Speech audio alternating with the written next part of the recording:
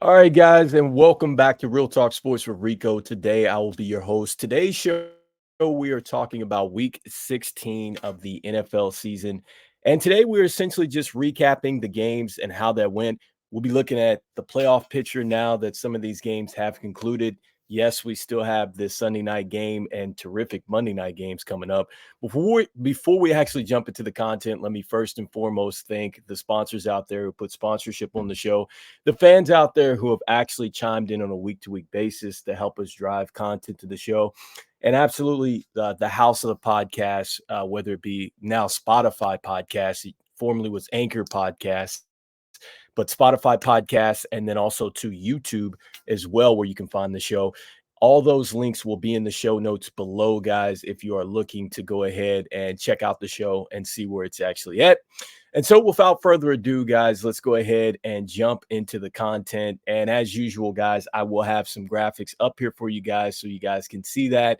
And pretty much, yeah, let's go ahead and jump right into it. So, let's start here with the Saints and the Rams game. And so, first and foremost, I think that I just want to say that I feel like these games have been trash on Thursday night. And I think, again, this was another game where I thought it was a trash game. Like, even though it looks competitive on the score, I mean, the fact that we're getting the Rams and the Saints, man, I just feel like we should get games where the playoffs are on the line or divisions are on the line as well. And the same thing for the Saturday games. So that would be my note to the NFL, man. Flex in games that actually mean something later in the year versus just give us anything. With the Rams and the Saints, I think what you saw here is, even though the Saints put up points on the board, I think you saw just more bad offense really from the Saints. And I think that this shows you that Derek Carr is not the guy. And so the Saints have to figure out going into the offseason who is going to be their guy. Even though he threw for 319 yards and 3 touchdowns, he did have an INT there. The offense still wasn't crisp. And Alvin Kamara, who really to me is like one of the better backs in the NFL, only 19 yards. And it feels like since Sean Payton has left, he has not been the same Alvin Kamara. So, I mean, that's one thing that has been critical for the Saints. They've always had some pretty good backs. Whether it was Ingram and Kamara in the Drew Brees years, like they have got to get back to that. I commend Chris Olave, who has been spectacular here, and I believe his sophomore year coming out of Ohio State, 9 receptions, 123 yards. You're really just touching the surface, I think, in what this guy can do. But shifting focus over to the Rams, I have got to give credit where credit is due, and starting with Matthew Stafford, I think that he's been incredible. I didn't know how much he really had left in the tank. I mean, the offensive line was pretty terrible and abysmal at the beginning of the year, but they found a way to keep this guy upright, and he has probably some of the best receivers that he's played with in quite some time. And I mean, I know he's played with Megatron. I know he's played with Odell Beckham, but these guys are like a perfect 1-2 punch with Cooper Kupp and Nakua. Like, it almost seems like even if Cooper Kupp falls off this season, he is handing the baton right over to Nakua, who has played outstanding. 9 receptions, 164 yards, and a touchdown. And how about Kerryon Williams? He has been absolutely stellar. Okay, and I've said this before with Coach McVay. He is a very good coach, and his coaching ability really is one of those ones like kind of like San Francisco. When you look at what Shanahan has been able to do, they're one of those offenses that has to be predicated off the run. And because they have a running game, I mean, this is probably the best running game that they have had since they had Todd Gurley. I know that they won a Super Bowl with Cam Akers and that whole drama and all that stuff that was going on, but Kerryon Williams is for real. 22 rushes, 104 yards. Like, this guy is a GOAT out there and a touchdown. Like, he is a serious contender, man, I think, for either rookie of the year or, I'm saying, like, player of the year, whatever that looks like in the NFL. This guy is balling. And I got to give credit to Demarcus Robinson, who has probably been the best third receiver out there for the Rams. I don't think that they've really had a very good third receiver ever. They've always had maybe a strong 2, including when like Brandon Cooks was there with Cub, but they've never had a legit slot player. I mean, yes, you could throw Robert Woods in there, but I think that Demarcus Robinson and his ability to go down the field, the way he's been able to take advantage of intermediate routes and really shake off a lot of the man coverages and sit down and zone principles, like he's been stellar. So kudos to the Rams, man, for getting it done. Credit where credit is due. They're still in the hunt right now. They're 8-7. They're second in the NFC West, looking pretty good. And even though New Orleans is terrible, they're still 7-8. So they're actually still almost playing 500 ball, which is interesting. But considering that division, that's another story. Next up, the next game that we want to take a look at here is going to be Cincinnati, or actually, excuse me, the Buffalo Bills versus the Chargers. And so I think that this was one of the better games on Saturday night. And I think it's one of the better games that we've had this year prior to Sunday.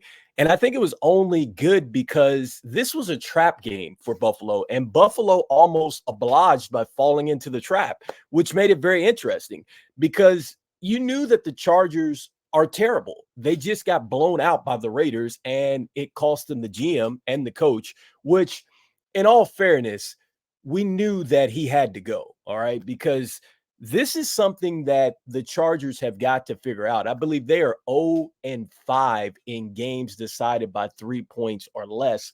And that just comes down to mental. It's just all mental. And it's been like that for years for the Chargers. So I don't know what the Chargers have to do mentally, training camp, what that looks like, but they have got to figure that out, because their record easily could shift the opposite way, and they easily could be up in the top of the AFC if they could find a way to win close games, which they have not. And what do they do in this one? They find a way to lose in a close game. Give Buffalo credit. I mean, they fought hard. They came back. They really earned this victory. But, and I get it too, 24-22.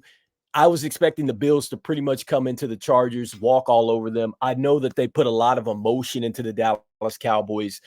Not an excuse in the NFL, because any given Sunday, any given game, you can absolutely get beat. But they dug it out of the mud. Josh Allen was okay, 15 of 21, 237, did have an INT and a touchdown. So despite the Chargers getting turnovers, the fumbles lost by James Cook and everything else, they still find a way to lose.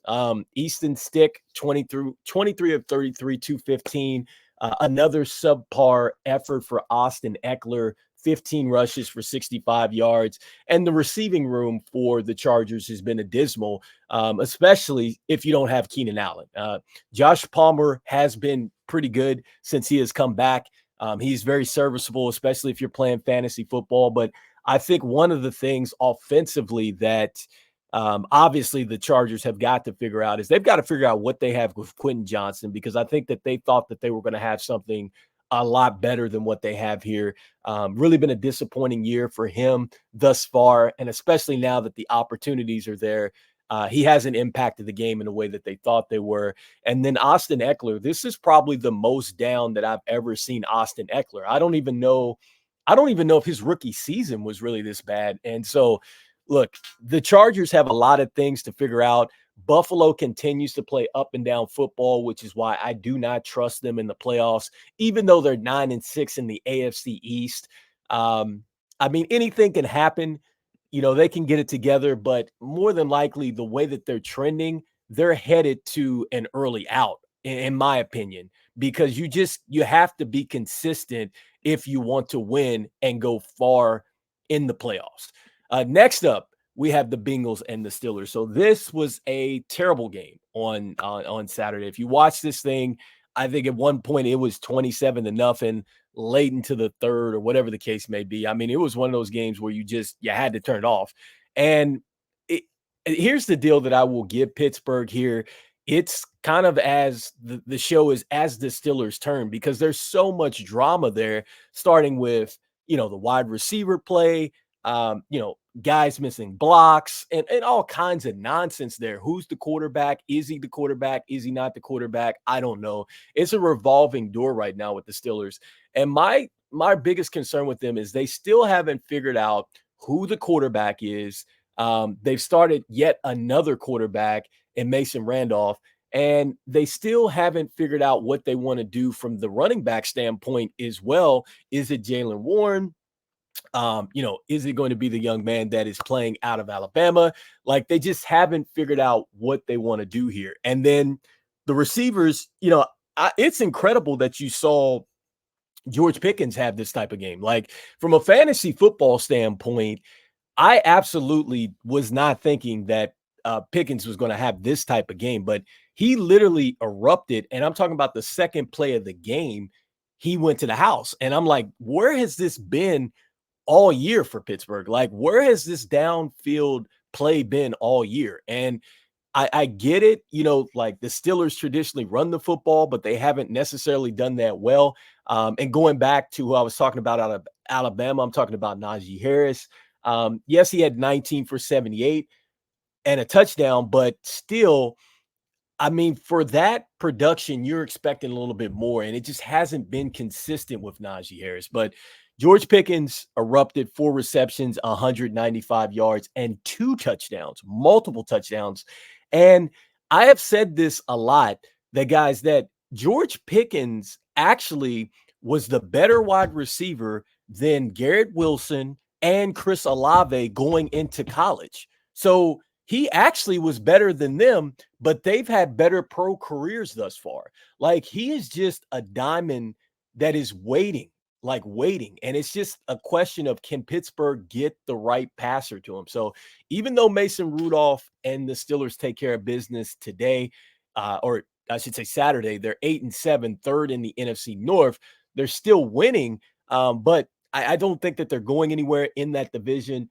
Clearly, I think that this is the Ravens division, and I can't see them realistically finishing well enough down the stretch to actually get a berth, even though that they're still alive. On the other side of this thing, Jake Boeing was abysmal in this one. 3 INTs. He did throw for 335. You had a big one from T. Higgins, 140 yards and 5 receptions, but they had no Jamar Chase.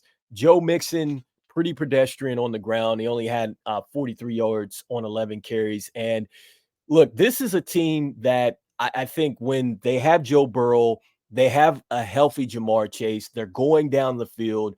Joe Burrow is able to continue to sustain drives. And since he's gone out, you really haven't got that. And I know that that was a great win for them last week against the Vikings in a dramatic way. The fact that they come into Saturday's game and lay an egg like this, it just lets you know Cincinnati is probably headed, to the house and not to the playoffs here after not taking care of business against the Steelers. Next up, I guess you could say I thought it was going to be the upset of the day, the Indianapolis Colts against the Atlanta Falcons, who've really been really reeling. Tyler Heineke started today, got the win. Only 10 points put up by the Colts. I was pretty disappointed in this one. I thought that Josh Downs was going to have a lot of opportunities, especially since Michael Pittman Jr. was out with the concussion protocol. He popped up late there.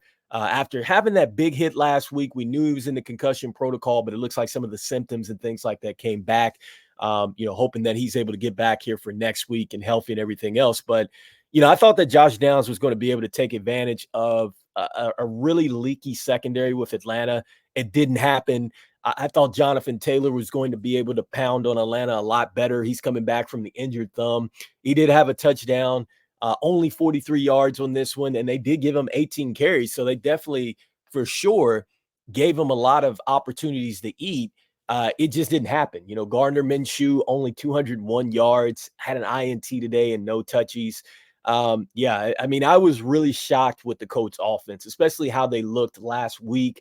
To come into this one, they have an opportunity to pretty much control their own destiny there in the AFC South, and they're second at 8-7. But I just thought that this was an opportunity to step forward. And I think that when you're a playoff team and when you're a team on the hunt, when you're a team that's probably going to make some noise, you have to find ways to win games that you should win.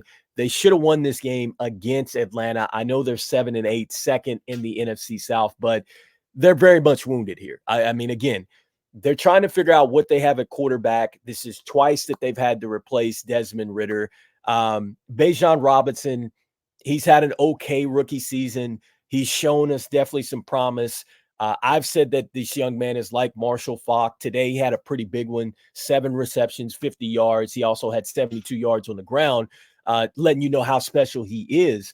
And I just think that, the Colts, this is more of a disappointment for the Colts. You've got to win these games. Atlanta, they're doing what they're supposed to do by staying alive in this division because you don't know what's going to happen with Tampa Bay.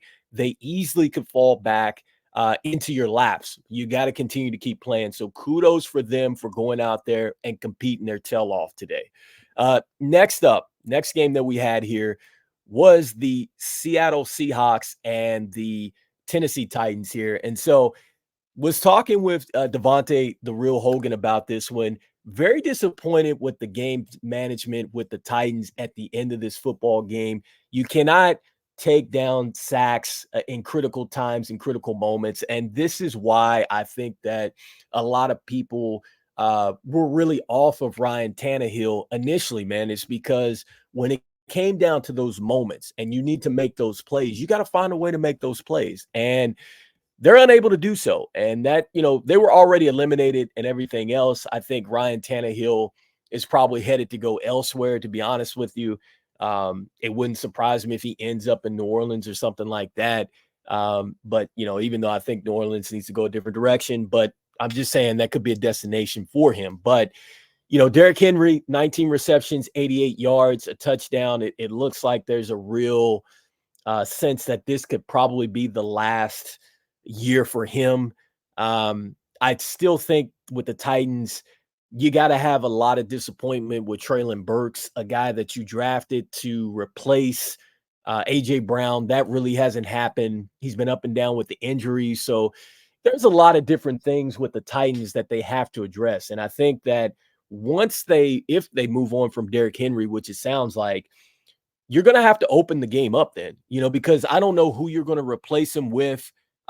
Is it, Tajee Spears? I don't know, but you no longer have that person that's going to command somebody to come up with 8 in the box and get those man-to-man coverage matchups. And even if you do, I'm not sure if they have too many receivers on the roster that can win. I know that they have DeAndre Hopkins. I'm not sure if that's a long-term deal. I'd have to look at that, but yeah, it's a lot of bad things here with the Titans, and I think that they're headed for probably a good rebuild. On the other side of this thing, Geno Smith coming back from the groin, 2 touchdowns, 227. He was the comeback player of the year, and this is what Geno Smith does.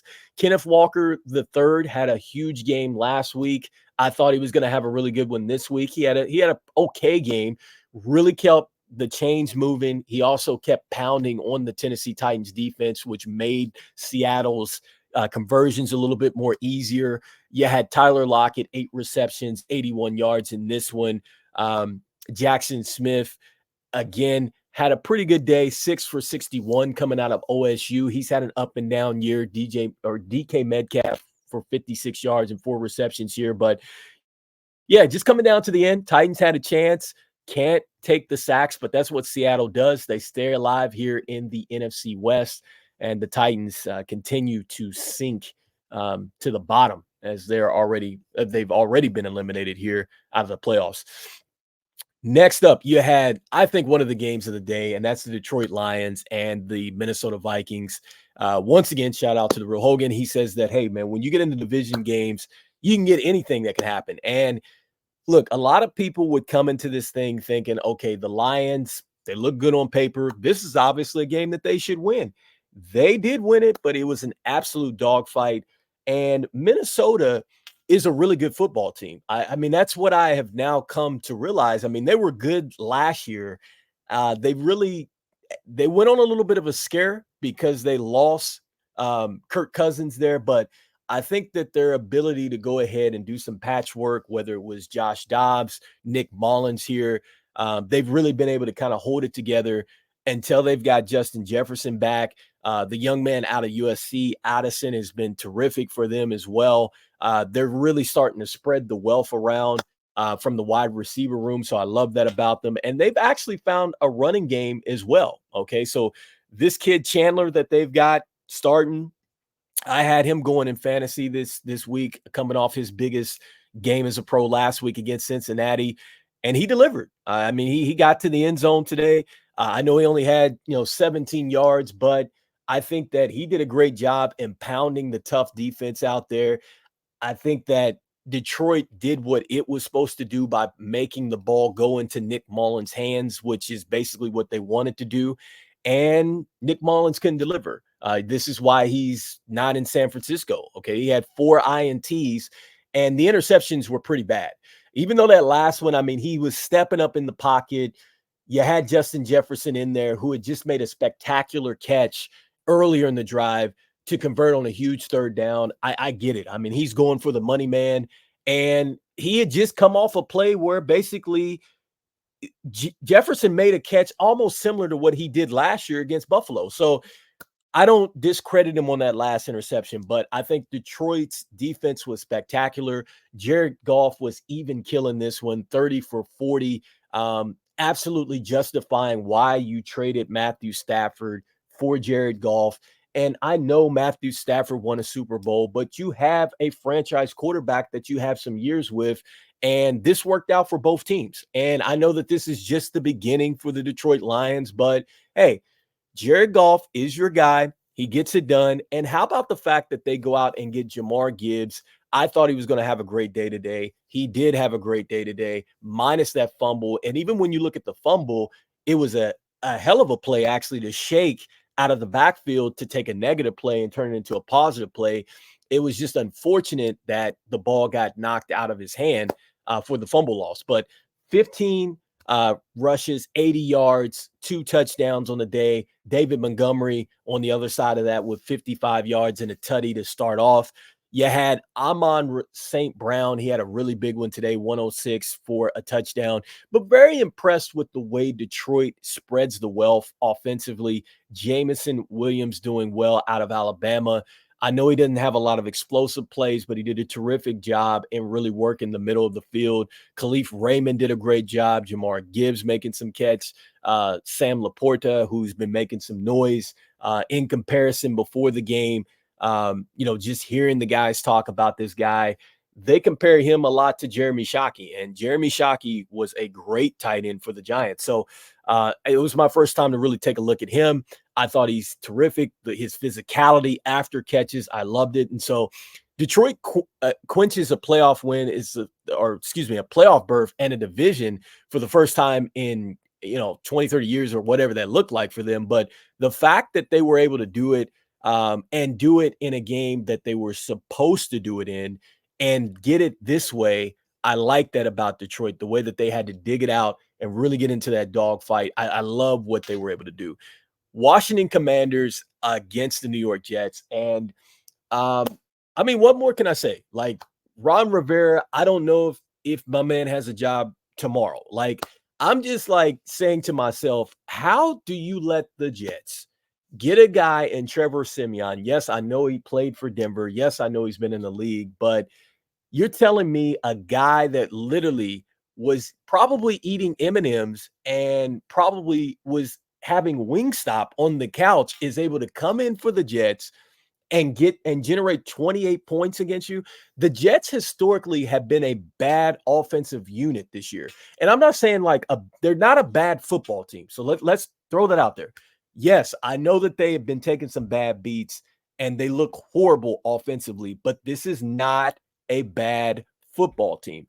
If Aaron Rodgers were on this team and he's playing right now, healthy, this is absolutely a playoff team because you are not going to be able to crowd the box like that on Breece Hall, and Aaron Rodgers would pick you apart with what they have on the wide receiving core.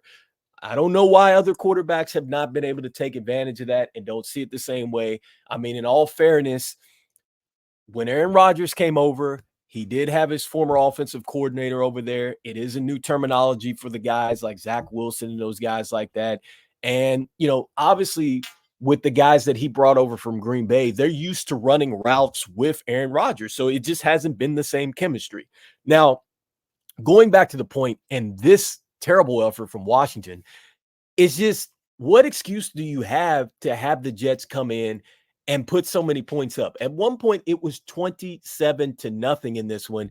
And Sam Howell was playing pretty terribly. This is the second week in a row that Jacoby Brissett has to come in for him.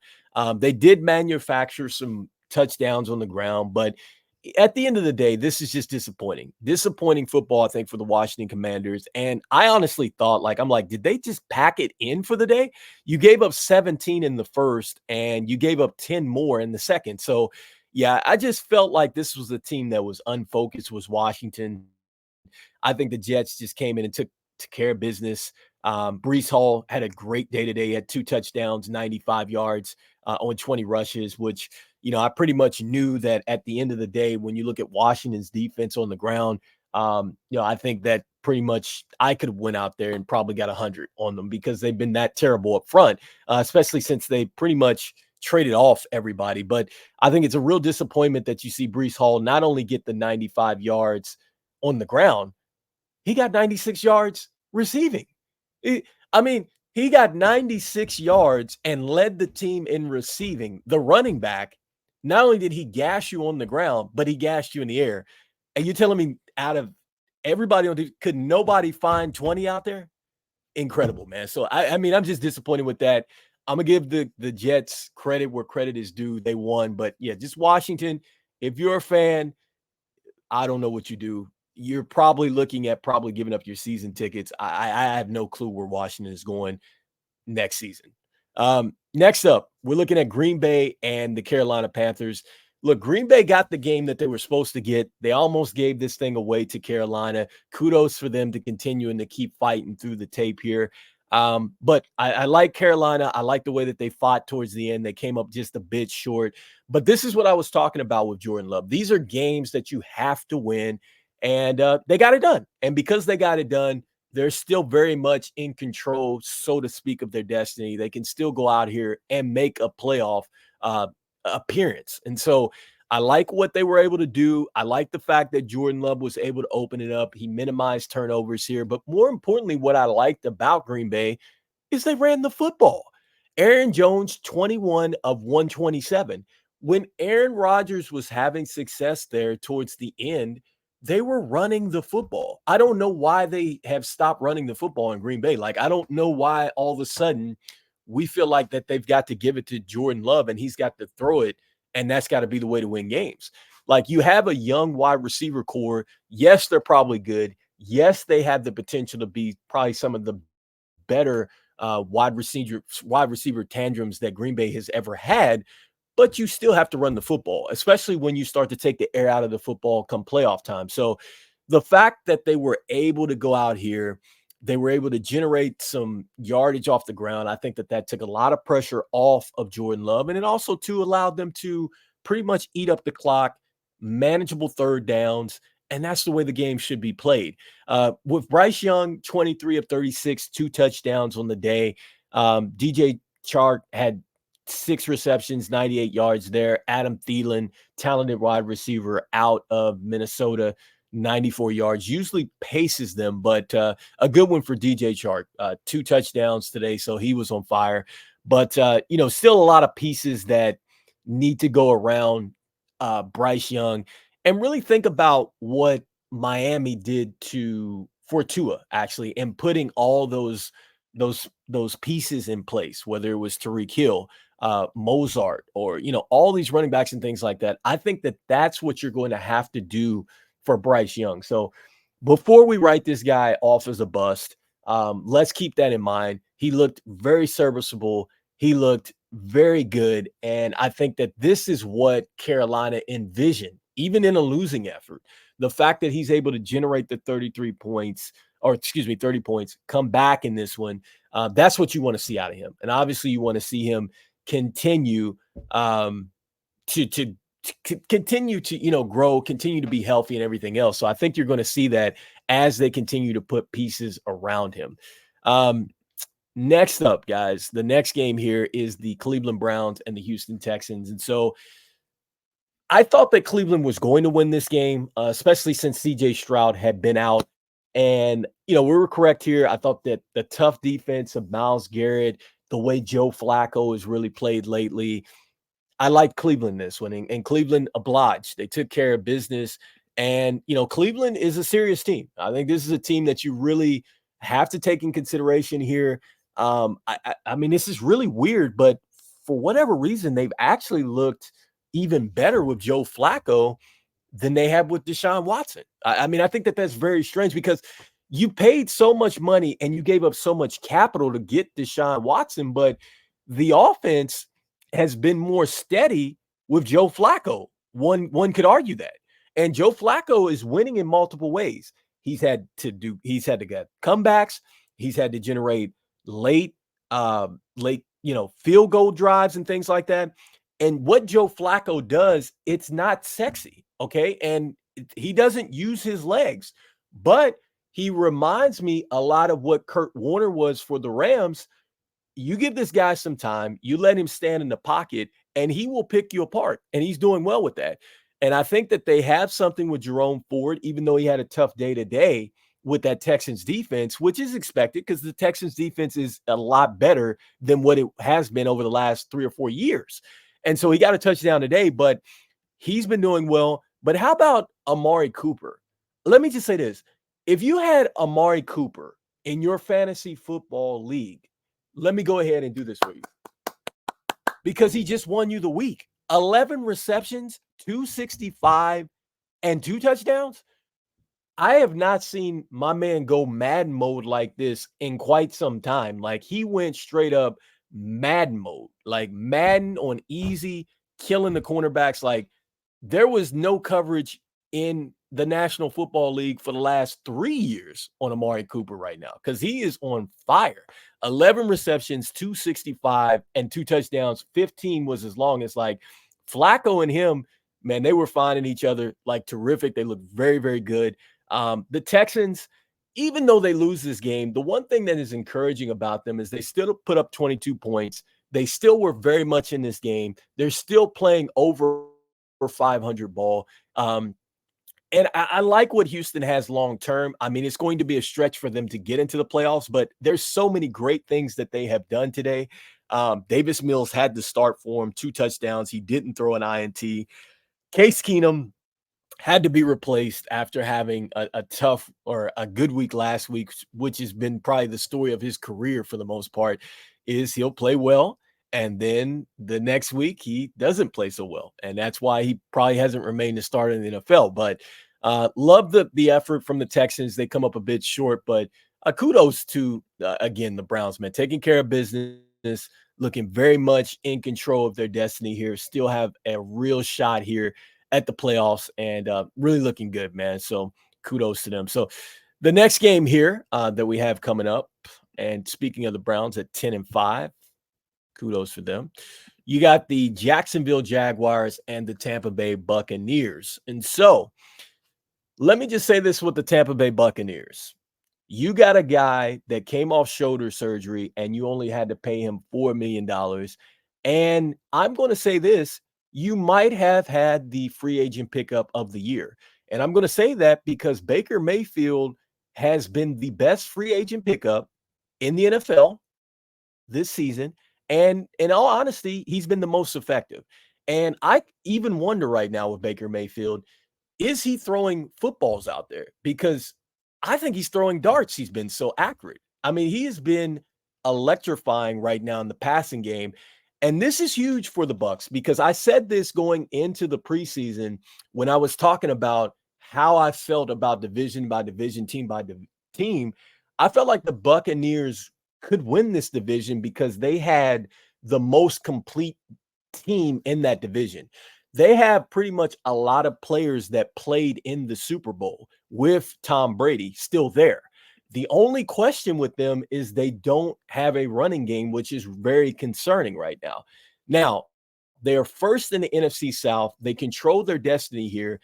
They have a chance to lock this up. And I think that, in my opinion, Baker Mayfield has played his way into a long-term deal with the Tampa Bay Buccaneers. Like, I think even if you are to draft another quarterback at this point, because I don't think you want to go with Kyle Trask, because had you wanted to go with Kyle Trask, you would have given him the keys to the Cadillac, and you haven't. And Baker Mayfield's won the job fair and square, and he's showing why he won the job. And I will say this, when he came out, The one thing that I loved about Baker Mayfield is his mindset to compete. I even if Baker Mayfield has half an arm out there, which he has had with the torn labrum or whatever. When I say that, like half the arm, like his arm is basically it's hanging on, and he's still out there fighting to try to win for Cleveland, and he got let go like that. Like a lot of people looked at that as bad, but I love the fact that Baker Mayfield went out there and showed that he was a dog. And I know it's been tough, man, for him the last couple seasons. I'm glad that Coach McVay brought him over to the Rams and he was able to basically put up some game tape and show what he was able to do. I just feel like, with the Bucks, man, if they are able to find some remnants of a running game, this is going to be a dangerous team. Like Mike Evans is having a historical year. He had 86 yards and 2 touchdowns today. You know what you have with Chris Godwin, who has quietly been, you could say he was like one of the better slot receivers in the game. I know he tore up his knee. He's just now probably getting back to where he was 2 seasons ago. Look, as they figure that out and he continues to get coverage here, you can imagine how dangerous this team is going to be once they start to get a play action fake to go along with that, or you get something to where you can get the defense to really come up and start to try to put 8 in the box. So I just think that there's so many opportunities for this offense here. So I don't know if they need to look and find a free agent here or something like that that is out there that can help this running back room. But I think that that's really going to be the difference, I think, for Tampa Bay. On the other side of this thing, if you're a Jaguar fan, I think you're a little disappointed and you're a little uncertain right now because Trevor Lawrence and these guys have not looked very good as of late. CJ Beathard had to come in today, 11 of 15, 94 yards and a touchdown. I just very shaky right now, very shaky. And I think with Jacksonville, the real shakiness, I think, has come with the receivers. Okay, because the receiving room was one of the best receiving rooms in all the NFL last year. Like we were so in awe, like with Christian Kirk and all these guys that they had last year, Zay Jones. It just really hasn't worked out that way. Like I don't know if teams have figured it out, but they're really taking away a lot of what Doug Peterson and Trevor Lawrence were able to do last year. And I know that Calvin Ridley is a special player, and he had 2 touchdowns today, and he had 90 yards. And I think this is something that should have been really prominent throughout the season. It just hasn't been like that. He'll have games where he has this, and then he'll have games where he's just not even on the stat sheet. And then with Evan Ingram, he's quietly been one of the best tight ends in the game, but he can only do so much. He had 95 yards and a fumble loss today, but everything else aside from this has not been consistent. Even Travis Etienne Jr. has not been as consistent as he was last year. So I think that Doug Peterson and these guys have really got to be head scratching here, have really got to wonder, has the NFL kind of figured out what they were doing last year? Because what they clearly were doing last year, it is not working for this season, and they've got to figure something out. The Arizona Cardinals and the Chicago Bears. I'm going to go ahead and clap it up for the Chicago Bears because they keep their playoff hopes alive and they get a win today. I like the fact that Justin Fields has come back and he's not allowing his team to pack it in. Okay. And this is my message to the Chicago Bears. You can be funny if you want to and go out here and draft another quarterback if you think that Caleb Williams is going to be your guy and Justin Fields is not your guy. I'm going to tell you right now, as a Washington fan, I would love to have Justin Fields out here, okay? Because there's so many special things that Justin Fields was able to do today to really keep Chicago afloat. I love the fact, that he has been able to stay mobile. He's been able to keep his eyes downfield. I think he's been a bit more accurate. And I just think that he's just a playmaker or two away from really making things happen. And when you look at the stat sheets today, he had some help. He had Khalid Herbert come in, 20 rushes, 112 yards, and a touchdown today. He got supporting cast from Cole Kmet out of Notre Dame, the tight end, 4 receptions, 107 yards. And what do you see? 27 points put up on the board. That's what I'm talking about. If he can get that production, he needs to get him another DJ Moore. He needs to get him some more dynamic skill players to go along with him. And I guarantee you, the Bears are going to be right there. But I think Bears fans have got to be patient, continue to keep believing in Justin Fields. I think he just showed really what he can do out there and shows why he should be your starter. Arizona, Kyler Murray, 24 of 38, 2 touchdowns and 230. I just think that with them, they're more so in that state where I think that perhaps maybe drafting a quarterback maybe makes sense for them, because I don't know, since Arizona gave Kyler Murray the money, he got hurt and he missed basically almost, well, pretty much a season there. They haven't gotten any better. The playmakers that they have out there are serviceable, but I think that the bottom line is that now that they have a new coach, I think that that new regime is ready probably for something new, and I'm not sure if Kyler Murray is really into their plans. And so, Arizona falls a little bit deeper in the hole. They already were eliminated at 3-12, but this looks like an awfully bad football team. And I just think that if anybody were to probably go after a Caleb Williams, it probably makes sense for Arizona. Next up, we have the Dallas Cowboys and the Miami Dolphins. A game certainly I was very much watching here, and I just thought that this game was going to have a lot more points when advertised here. But look, this has been ooh, okay. I'm going to say this. It was more important for the Dolphins to win this game because I think the Dolphins psychologically, they needed to say to themselves, we can beat playoff teams. And I think for Tua and these guys like that, they had to win this game. Like, this is a game you have to win it, because it doesn't matter, if you're beating, I'm just throwing a team out. Like, if you beat, I'm going to say like the Vegas Raiders, or, you beat the Chargers, or, you somebody like that, like those are teams that they're not in the playoff hunt, right? Like, these are teams that they're on your schedule. You should handle that. You beat those teams. But the teams like the Bills, the Chiefs, the Cowboys, the 49ers, you circle those the Ravens, like you circle those games, and those are must wins psychologically, so you can take that into the playoffs. And that's what the Dolphins did.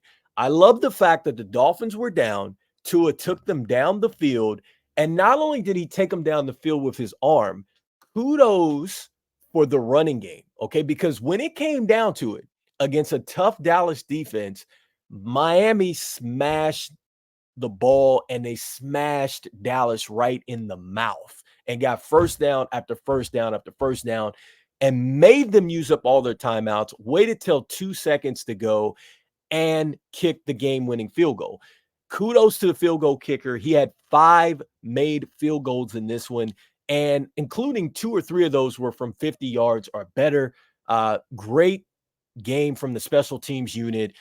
You didn't have a terrific game from Jalen Waddle. You didn't have an outstanding day from Tyreek Hill. I mean, I know that he still had a day, but Dallas really kept him in check for the most part. And so that's why I think on Dallas's end, you're encouraged, because you're saying, okay, this is probably one of the fastest teams that we're going to play on paper. And it's probably one of the more dangerous teams on paper. Like, this was probably what the Chiefs offense used to look like. Okay. And the fact that they were able to hang with them, that says wonders about Dallas. But Dallas is 1-4 when it comes to playing against teams like this that they should win against. And so, again, man, like, Dallas is that team. They look great. It's going to look sexy. It's going to look cute. And then the headline is, yeah, they may win the division. They may be top in the East, but they're headed to an early exit in the playoffs. I think that that's just the bottom line.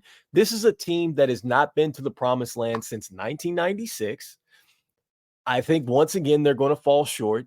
And I just didn't like the fact that an offense that's been this hot, they could only generate 19 points. Now, given Miami's defense is not terrible, but I felt like Dallas should have been able to take advantage of some defense, and they were not able to do so in this one. And so, because of that, man, I'm really concerned again for Dallas. I think that this is an early exit waiting to happen. Yes, I get it. They're 10-5, but really, more impressed with Miami. They are 11-4 at this point, a huge win here.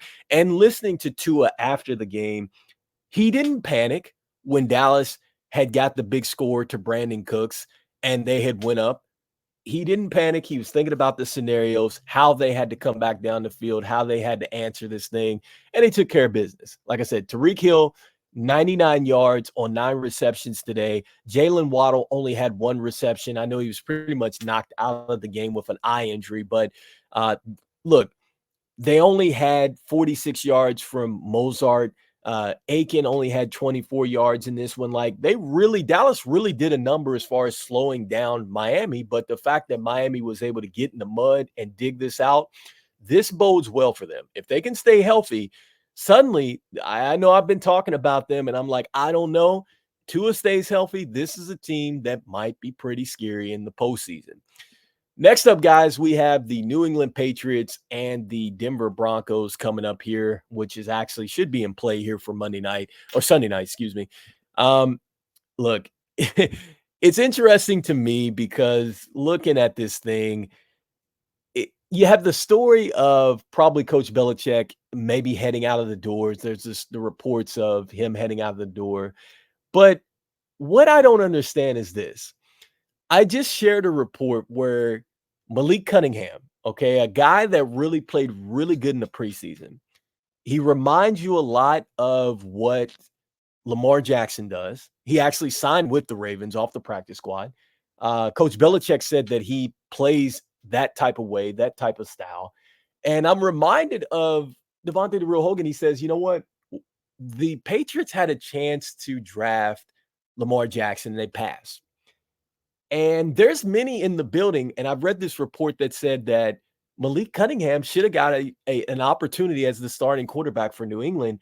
And you just wonder, like, are they purposely taking here? Because if you have a guy that has that type of talent, I don't understand how New England let that guy get out of the building. And now they're in a situation where I'm pretty sure that Mac Jones is probably not going to return to New England, or he needs to get out of there. Bailey Zappi is probably not your answer at this point in time. And the roster, they need to find a legit receiver as well. Defensively, it's been one of the best defenses in the league, but they have got a lot of holes on the offense here. And so there's so many questions about New England. I'm kind of shocked if they win this game today. I think that this is going to be a Denver type of game. They're already up 7-0. They have had a remarkable turnaround at this point at 7-7, second in the AFC West. I mean, they started off really terrible as well. I just think that Denver has to now mentally make that hop. And I keep saying that about teams, but I know they're not where they want to be yet. But to get there, these are games that you have to win late in the year, regardless of what happens to the Broncos and their playoff aspirations. They must win, and I think this is important that they finish strong, for whatever happens, okay? And so right now they're taking care of business 7-0. This is at Denver. I think 2 days ago I checked that this was supposed to be a snow game. You have Javonte Williams, who just rushed and got a touchdown, and they got the PAT here with 5:20 to go in the first. So I think that this is very much a Denver game. I expect for Denver to take care of business. I don't think that there's enough offense out there for New England. It wouldn't shock me if this is more like a 17 to maybe 3 game, 17-10 game. But in favor of Denver, I think clearly that they end up winning this football game today. Next up, guys, looking at our next couple games, we got the Chiefs and the Raiders. And, I think that this is the divisional game. I love the fact that this game is on Monday night, 9-5, 6-8. I think Coach Pierce is the guy for the job. And I just think that Kansas City needs this more than actually the Vegas Raiders. Like, I think that Kansas City needs to get this win. They need to stay on pace in the AFC West. I think that they're going to win the division. But more importantly, they got a lot of stars that are out. Okay, Jerick McKinnon's not going to be out there. Tony's not going to be out there. Clardavius Tony, the wide receiver, who people have been trashing lately. But this is an interesting scenario, okay? Because a lot of people are saying that Kansas City is basically the remake of the movie Home Alone because they're like, is Mahomes alone? Because you're wondering now that they don't have Tariq Hill, now that they don't have Eric Bieniemy, now that you know that Travis Kelce is the guy, and he's got 5 touchdowns this year, 85 receptions. He hasn't had like a crazy year, but I mean he's still productive. But he's not having the type of year that we're used to seeing with this Kansas City Chiefs offense, and I think it's because now they're a bit more one-dimensional. And I love Andy Reid, and I've spoken to a couple people about this, but I'm like, look, Andy Reid was brilliant with Philadelphia, but he didn't win Super Bowls. Only until he got paired with Eric Bieniemy did he win Super Bowls. And so that's my only concern with Patrick Mahomes and the Kansas City Chiefs. Okay, is that offensively they seem to be making some mistakes. They're not in the right spots. The offense isn't as crisp. The routes are not there at times. I think this is a game that's winnable. Now, I think it is going to be a lot closer than what people are thinking it's going to be. I think that this game is going to come down to the wire to me. I think that this is going to be like a 30-25 game. I think Kansas City kind of squeaks this out a lot like what the Buffalo Bills did with the Chargers. Is a divisional game. It's going to be tough. I think it's going to be 30-25. Next up, you have the Giants and the Eagles, another Monday night game. I think that this one is going to be a tight game. Jalen Hurts has said that the Eagles just don't want it bad enough right now. They're coming off their longest losing streak in quite some time with Jalen Hurts. Very winnable game in Seattle. And the fact that they lost in that type of dramatic form is tough. I think that you're looking at a team, in my opinion, that they need this one. I think they do find a way to get the Giants. Now, I think that this is going to be a tough football game. Like, this is very much one of those 17-10 games to me. Jalen Hurts clearly has been injured with the knee contusion. I think it's a lot worse than what they're listing it as. The sickness or illness that really potentially almost kept him out. I mean, he almost pulled his Jordan flu game performance last week, so that was pretty spectacular for him to do that. But I just feel like the Eagles defense is a lot more suspect than I expected it to be. And I thought a lot of people were thinking like, man, they got the guy from the 49ers on the defensive line. And you're thinking to yourself like, man, they had a really good draft. They got the guys out of Georgia. And you're saying like, man, this is going to be a tough unit, but they haven't really been able to stop the pass. Like they've been so vulnerable in the pass. And I think because of that, they've had to overplay that. And I think that that's actually taken away from their front four. And teams have actually been finding holes on a lot of zone runs and whams up the middle. So, I mean, it's just been an interesting combination on the defensive end there. So I'm not saying that that's all their issues. I think a lot of times too, as well, the Eagles need to finish drives. They haven't been able to really finish a bunch of drives here lately. And you look at that last game against Seattle, there were times where they didn't convert on third down and they were off the field and they gave Seattle the chance to keep going. And so you can't do that, especially now in the playoff games. Like you have got to be able to finish drives. You've got to be able to keep that defense on the field. You got to be able to keep those offenses off the field because as you get deeper into the playoffs, the offenses get better. So you don't want them on the field. So you got to be able to keep them off. And so I think Philly figures it out a little bit more. I think that you're going to get a good game from Swift here. I think he's going to play well.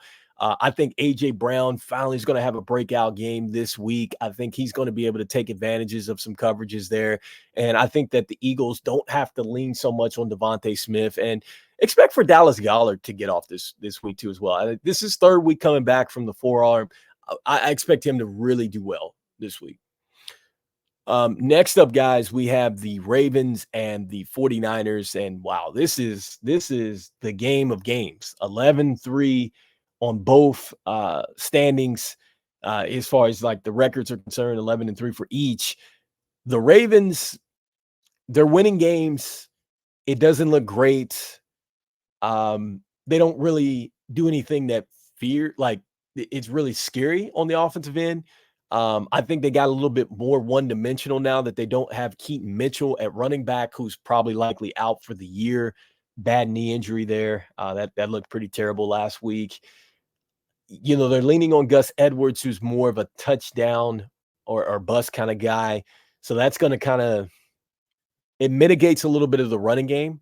But you still got a huge chunk of that with Lamar Jackson. The issue here is that they're really inconsistent going down the field. And that's what's really interesting about the Ravens, is because you would think if they could run the football this good, you're going to commit to stopping the run, and you're thinking that they're going to get a lot of one-on-one coverages, and there's a lot of wide receivers and tight ends that should win. And that hasn't traditionally happened over in Baltimore. Even though Zay Flowers is having a good year, I would expect even more touches to Zay Flowers, more from Odell Beckham. And I just think that they still don't go down the field enough.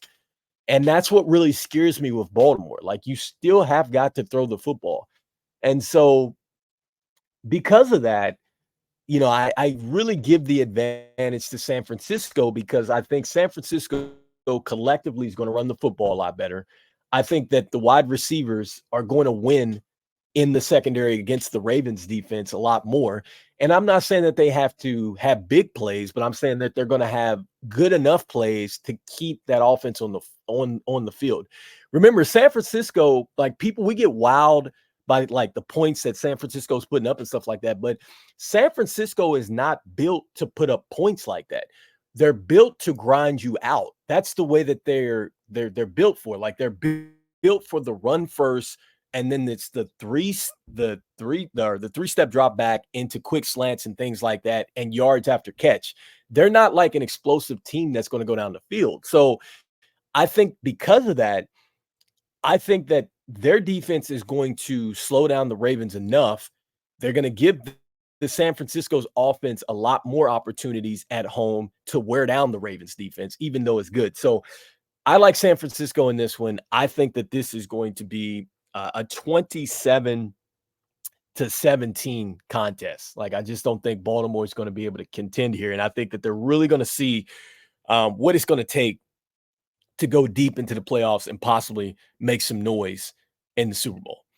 So with that being said, guys, that is today's show. We went through all of week 16, the recap here, some of the top headlines, top quarterback play from Baker Mayfield. We talked about some of these terrible games that the NFL has given us on Thursday and Saturday, guys.